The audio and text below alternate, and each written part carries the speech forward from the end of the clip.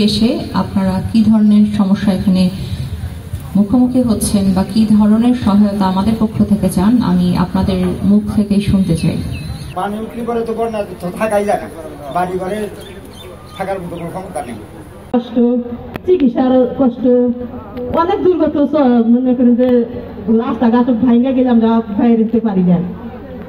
Concern থাকে সবসময় যে মানুষগুলোর সুবিধা বঞ্চিত এবং পিছিয়ে পড়া, তাদেরকে কি করে আরো এগিয়ে আনা যায়, তাদেরকে কি করে আরেকটু স্বাচ্ছন্দ্য জীবন উপহার দেওয়া যায়।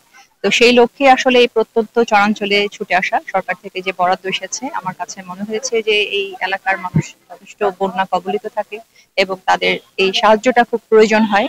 তো সে কারণে আসলে এই চরাঞ্চলকে বেছে নেওয়া।